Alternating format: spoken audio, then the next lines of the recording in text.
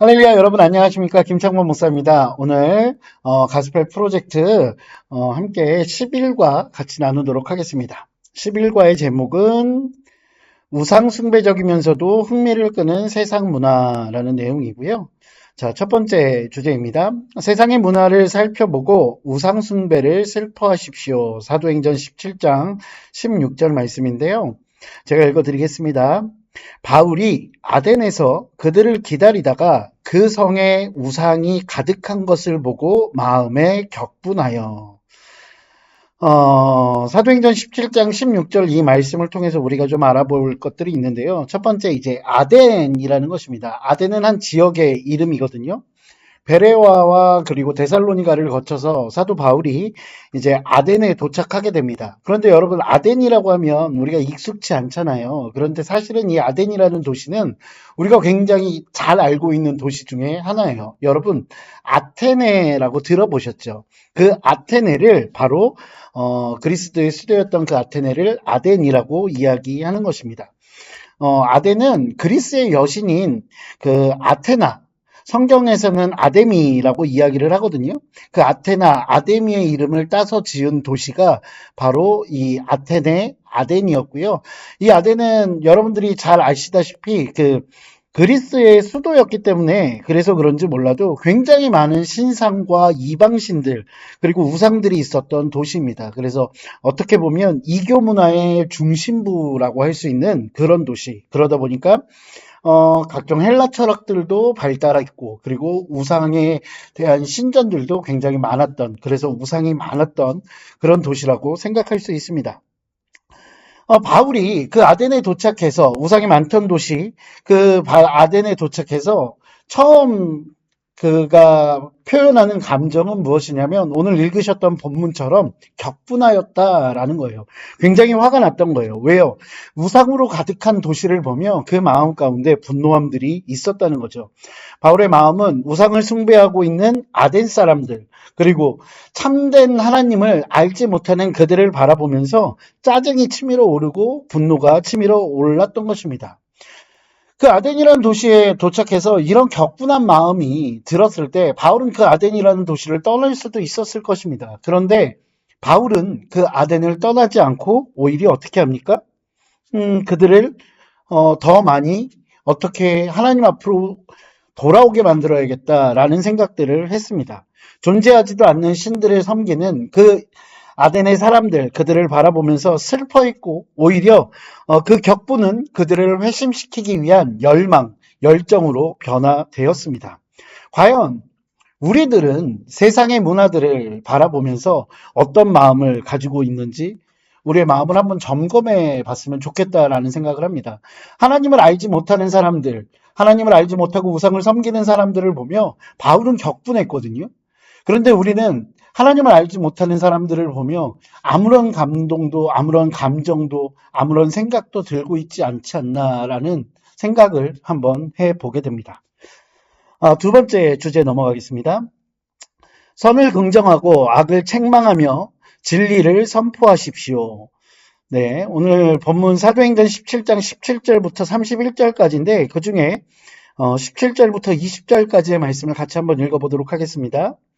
회당에서는 유대인과 경건한 사람들과 또 장터에서는 날마다 만나는 사람들과 변론하니 어떤 에피크로스와 스토아 철학자들도 바울과 쟁론할세 어떤 사람은 이르되 이 말쟁이가 무슨 말을 하고자 하느냐 하고 어떤 사람은 이르되 이방신들을 전하는 사람인가 보다 하니 이는 바울이 예수와 부활을 전하기 때문이로라.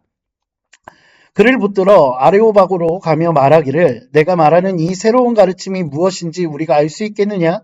내가 어떤 이상한 것을 우리 귀에 들려주니 그 무슨 뜻인지 알고자 하노라 하니 여기서 이제 아덴에서 그 분노한 마음, 격분한 마음을 가지고 있었던 바울은 아덴에서 선교 사역을 시작합니다. 누가는 17절 말씀을 통해서 아덴에서 바울이 어떤 일들을 행했는지 그것들에 대해서 요약해주고 있거든요. 바울은 날마다 유대인들의 회당에 가서 복음을 전하고 장터에서 또한 다른 사람들, 다양한 사람들에게 복음을 전하기도 하고 또한 그 복음에 대해서 다른 사람들과 지적인 논쟁들을 펼치기도 했습니다.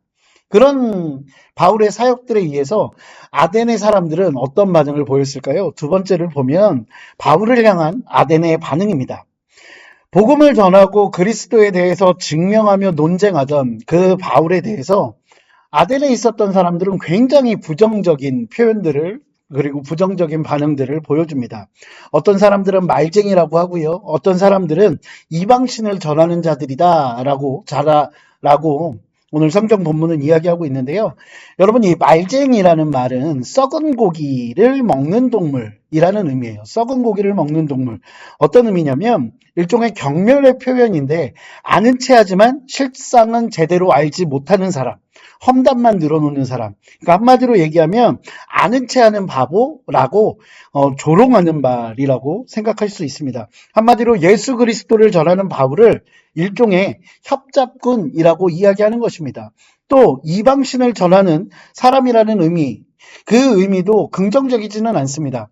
말씀드렸던 것처럼 이 아데네는 많은 신전들이 있다고 했습니다. 그런데 그런 신전도 갖지 못한 아주 그런 잡신을 이방신이라고 하는 것이거든요. 그렇기 때문에 사람들은 바울이 전하는 바울이 전하는 하나님이 그런 이방신들보다도 아주 잡신들보다도 못한 존재다라고 조롱했던 것입니다. 그렇게 아덴의 반응이 바울에게 전해졌을 때 바울은 오히려 어떤 반응을 아덴을 향해서 했을까? 보여줬을까라고 생각해 보면요. 바울은 그런 아덴 사람들의 비아냥거림에도 불구하고 자신이 분노를 표출하거나 그러기보다는 조금 더 냉정하고도 논리적으로 그리스도의 복음을 전하고 기독교 신앙에 대해서 변증합니다. 그들이 이야기하는 것 중에 인정할 부분들은 인정하고 또한 잘못된 것들에 대해서 잘못 이해하고 있는 것들에 대해서는 바르게 또 지적하면서 무엇이 옳고 그른지에 대해서 차분히 이야기를 합니다.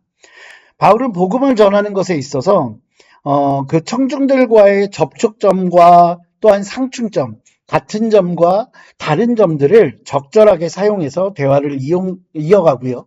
그리고 예수님을 믿지 않는 이들에게 당신들은 무조건 잘못됐어 라고 말하는 것이 아니라 온전한 부드러운 유대관계를 만들어가면서 정말 전해야 할 그것들 매우 중요한 복음 전달이라는 그 부분에 대해서는 잘 전달하는 모습을 보여주고 있습니다.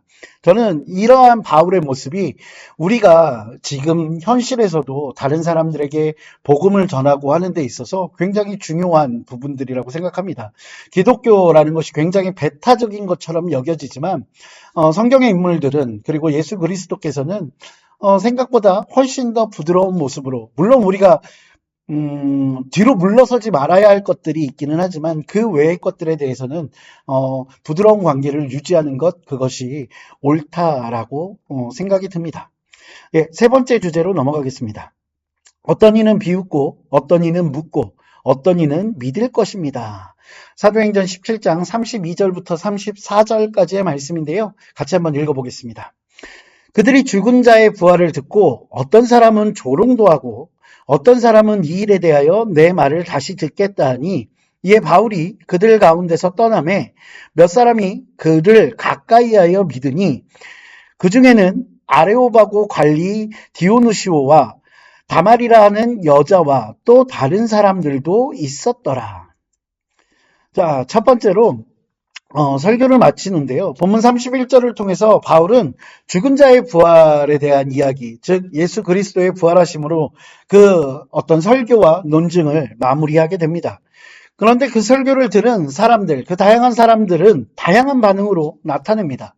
그런데 이게 사실 헬라인들에게는 굉장히 좀 다가서기 힘들었던 것이 있는데 헬라인들에게는 기본적으로 죽음이라는 건 끝이 없는 영원한 잠이라는 개념이거든요. 그런데 그 잠에서 깨어서 다시 부활했다라는 이야기나 아니면 당신들이 회개해야 한다라는 바울의 메시지는 헬라인들의 입장에서는 굉장히 당혹스러운 그리고 그 문화에서 매우 낯설고도 혐오스럽기까지 한 그런 메시지라고 할 수 있습니다. 이것이 원인이 되어서 바울은 그 아데네의 사람들에게 굉장히 조롱받게 됩니다. 그리고 결국에는 그 자리를 떠날 수밖에 없게 되죠. 그러나 그 자리에서 조롱하는 사람들만 있지는 않았다라는 거예요. 그 가운데서 바울의 이야기에 다시 듣고 싶어 하는 사람들도 있었고, 그 이야기에 주목하는 사람들도 있었다는 것입니다. 그리고 소수이겠지만 몇 사람은 바울의 말을 믿는 사람들도 그 자리에서 생겼습니다. 두 번째, 내 뜻대로 되지 않는 사역인데요. 바울이 사람들에게 전했던 이야기들은 전부 진실입니다. 그러나 진실을 전한다고 해서 다 그 진실을 믿지는 않는다는 것입니다. 그 앞에 우리는 답답한 마음이 생깁니다. 우리도 마찬가지죠. 때로는 우리가 알고 있는 진실, 복음을 전하기도 하고 그리스도의 사랑을 전하기도 하고 살아계신 하나님에 대해서 전하기도 합니다. 그러나 사람들의 반응은 내가 원했던 반응이 나타나지 않습니다. 그럴 때 우리 역시도 그 앞에 답답한 마음들이 생기기 마련입니다. 그런 과정 가운데서 과연 우리는 어떻게 해야 할까요? 그 안타까움으로 우리는 기도하고 또한 성령의 도우심을 구하는 것, 거기까지가 우리의 몫입니다. 분명히 우리의 사역은 다 내 뜻대로 되지는 않는다는 것입니다. 많은 어려움과 또한 많은 난관들이 다가오지만 그 안에서 성령님의 도우심을 구하며 나아가는 것, 그것이 오늘 바울의 모습과 같다라고 말씀드릴 수 있을 것입니다. 세 번째로 우리가 할 수 있는 일, 우리가 복음 전파를 위해서 그리고 하나님의 사역에 동참할 때 우리는 그냥 우리가 할 수 있는 일을 하면 됩니다. 내가 할 수 없는 일까지 하는 것은 아니고 그냥 내가 할 수 있는 일, 내 자리에서 가능한 일, 그리고 내 마음에 하나님께서 허락해 주시는 그 어떤 소망과 사명감들, 그것들을 가지고 그냥 그 자리에서 우리가 할 수 있는 일을 하면 됩니다. 그 결과는 하나님께 있기 때문입니다. 어떤 결과가 나타나느냐 안 나타나느냐 그것이 중요한 것이 아니라 그저 내가 할 수 있는 일들, 우리가 할 수 있는 일이 무엇이죠? 때를 얻든 때를 얻지 못하든 복음을 전하는 것, 그것이 바로 우리가 할 수 있는 일이 아닐까라는 생각이 들고, 또한 예수 그리스도를 닮은 마음으로 우리에게 맡겨주신 영혼들을 깊이 사랑해 주는 것, 그것이 저와 여러분들이 지금 할 수 있는 일이라고 생각을 합니다. 그 일을 할 때 그 결과, 그 열매는 하나님께서 책임져 주시고 그리고 그를 통해서 놀라운 일들을 만들어 가실 것이라고 저는 믿습니다. 결론을 보겠습니다. 복음은 단지 알고만 있는 것이 아니라 나누어야 합니다. 안타까운 것은 많은 현대의 그리스도인들이 복음을 전하지 않는다는 것입니다.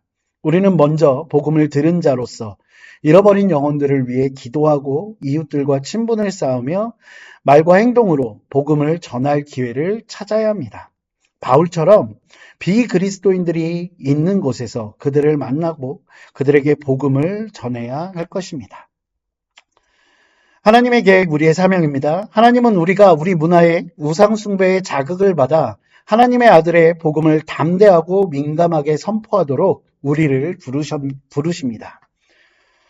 주변의 우상을 숭배하고 그 우상의 종노릇하는 것을 보고도 가볍게 여기고 근심하지 않았음을 회개하고 적극적으로 그를 위해 다가서겠습니다. 우상의 노예가 된 지역사회의 사람들을 위해 복음의 정수인 예수 그리스도를 전하고 그 사랑을 실천하겠습니다. 우리가 전하는 복음에 대해 조롱하는 이들을 위해서 기도하고 또 다른 이에게 복음 전하기를 멈추지 않겠습니다. 다 같이 기도하겠습니다. 할렐루야. 사랑과 은혜가 풍성하신 아버지 하나님, 주님 감사합니다. 하나님, 우리 주변에 많이 보이는 하나님을 알지 못하는 사람들도 있고, 또한 더 나아가서 자신의 생각대로 또한 자신이 원하는 대로 그런 모든 것들을 이루기 위해 우상을 숭배하는 이들도 많이 있습니다. 하나님, 그들을 바라보며 우리는 안타까워하는 마음이 있기는 하지만 그곳에서 멈출 때가 있음을 주님 앞에 고백합니다. 하나님, 그들의 영혼을 정말로 긍휼히 여길 수 있는 마음, 그 마음을 우리 가운데 허락해 주사 우리가 그들을 위해 더 복음을 전하기 위해 힘쓰는 자들 될 수 있도록 주께서 인도하여 주시옵소서. 아버지 하나님, 그 진실이라고 이야기하는 복음, 그 복음을 전함에도 불구하고 오히려 그 안에서 핍박받기도 하고 또한 많은 저항들 앞에서 우리가 우리의 그 복음 전하기를 멈출 때도 있음을 주님 앞에 고백합니다. 하지만 하나님께서 우리의 마음 가운데 뜨거운 열정을 회복시켜 주사 그 복음 전하기를 멈추지 않는 자들 되게 하여 주시옵고 그를 통하여 하나님의 기쁨 되는 우리들 될 수 있도록 주께서 인도하여 주시옵소서. 주님 감사합니다. 이 모든 말씀 우리 주 예수 그리스도의 이름으로 기도합니다. 아멘. 여러분 오늘 준비한 내용은 여기까지입니다. 구약 신약 11과 잘 봐주셔서 감사하고요. 다음 시간에 12과로 다시 한번 만나 뵙도록 하겠습니다. 감사합니다.